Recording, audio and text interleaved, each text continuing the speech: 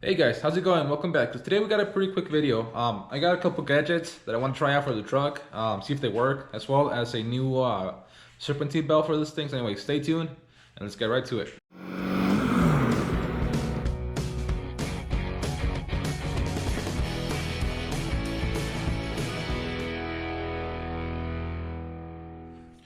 All right, so one of the things that I'm trying out today is this new OBD2 Wi-Fi reader and also Bluetooth.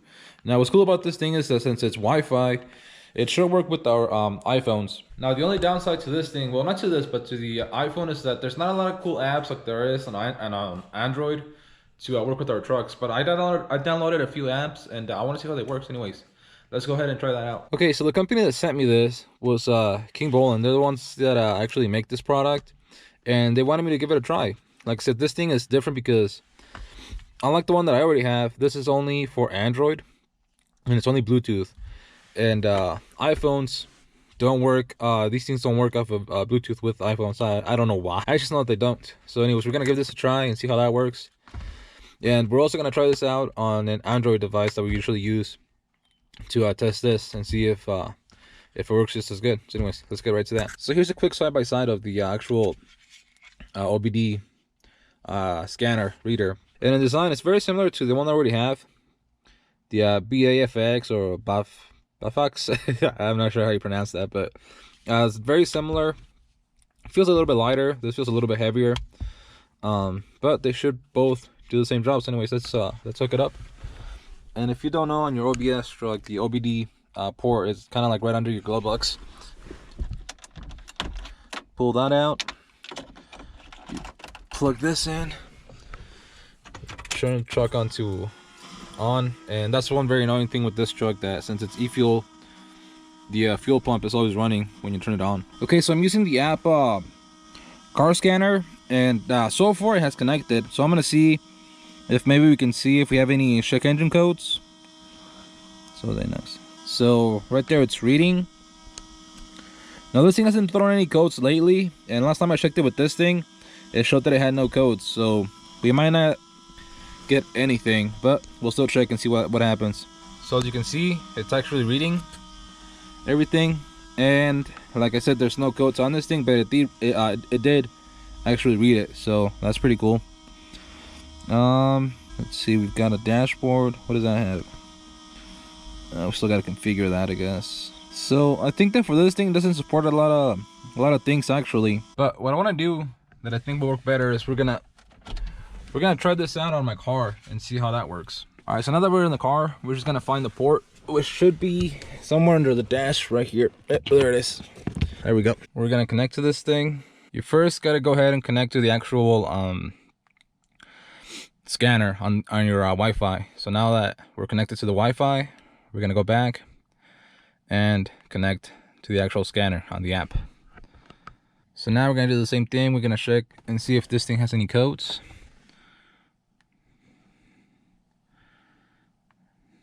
So it takes a little while for everything to load, but that's from my experiences with any app or any OBD2 reader that you use. So again, just like with mine, there's no check engine codes on it, so that's all right. So one thing that I can notice here that wasn't actually working on my truck is the actual volts for this thing, and it's actually displaying it at about 11.9. So I wonder why it wasn't working on my truck. So anyways, let's see what else we have on here. We can add something. So let's see. Calculate engine load. So it's at 0. Let's see if we start it. So there you can see that when we started the engine, it went up to about 90%. Anyways. And when you step on the gas, it shows you on the graph. That's pretty cool. It does a lot more things too. Oh, you can see as well as the volts also go up every time you step on it. So that's pretty cool. And I mean, it does other things as well. This app is free, but to get other features, you gotta pay for it. So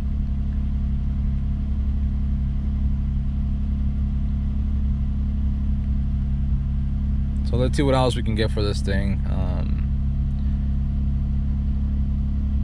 Time in advance. Huh. Throttle position. So it does a lot more on these newer cars than our trucks. Remember, on our trucks, if you have anything before 96, OBD2 does not work. So like I said, on our trucks, anything before 1996 doesn't really work for OBD2. 96 and up, it sort of works. Doesn't really have a lot of features like the newer cars.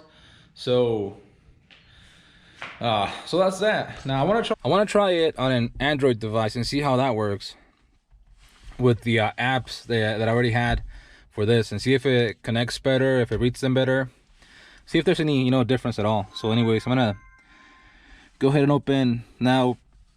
The best apps that you can get for OBS trucks is Car Gauge Pro and Torque. They have a lot of diagnostics features that work really well with our trucks.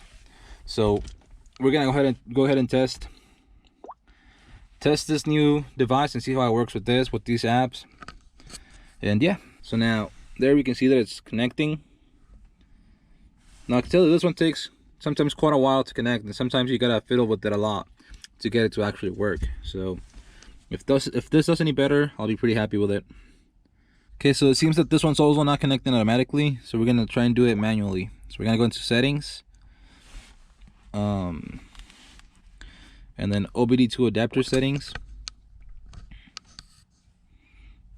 then choose Bluetooth device. Hopefully you can see some.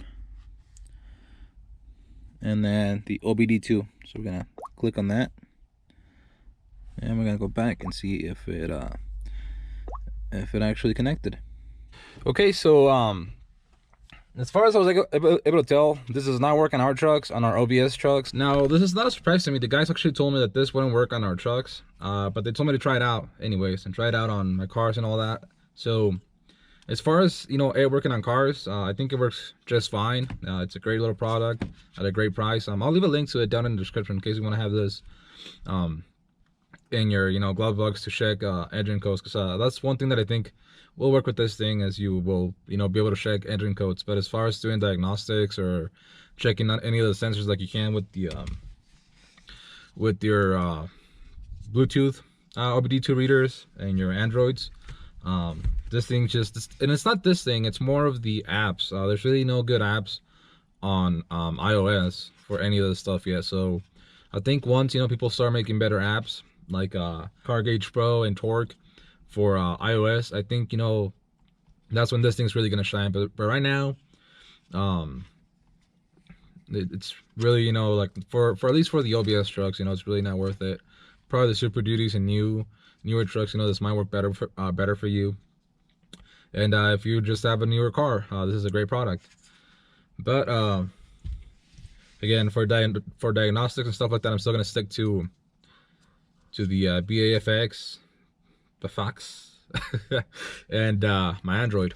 Now to the second part of this video. I'm actually gonna try a new serpentine belt, like I had said.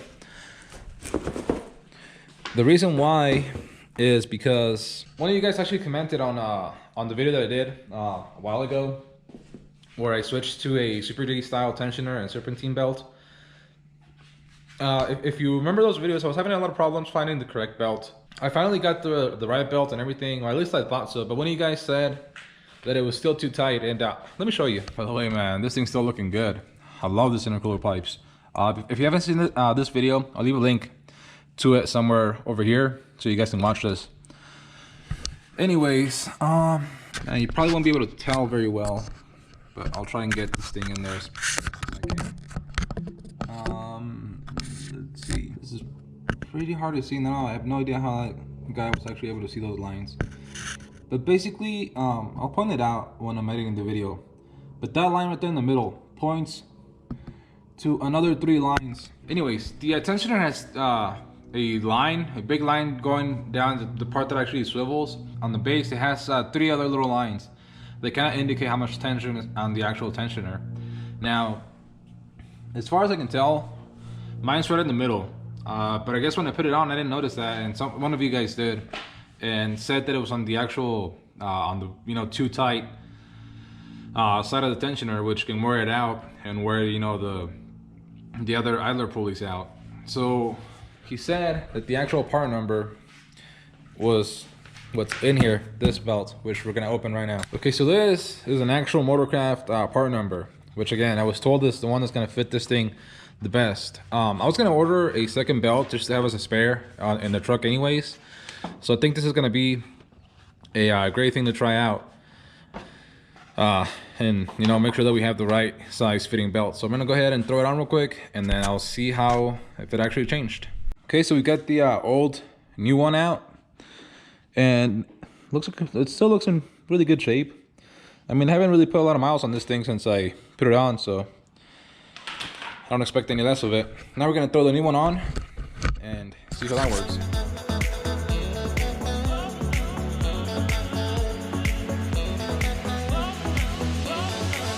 And we are done. And I gotta tell you right now, the actual tensioner mark, which is, like I said, it's really hard to see, but this line,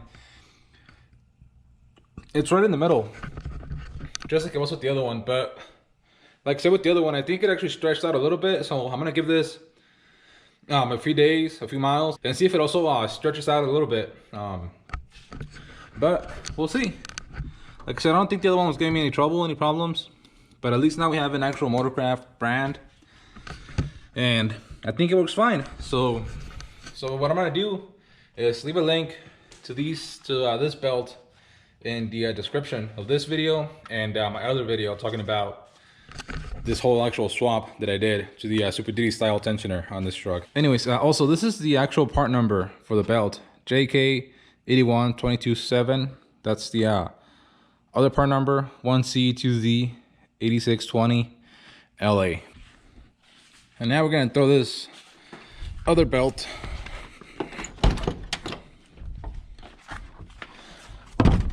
in the back of this thing. That way we have a spare if anything ever, you know, goes wrong.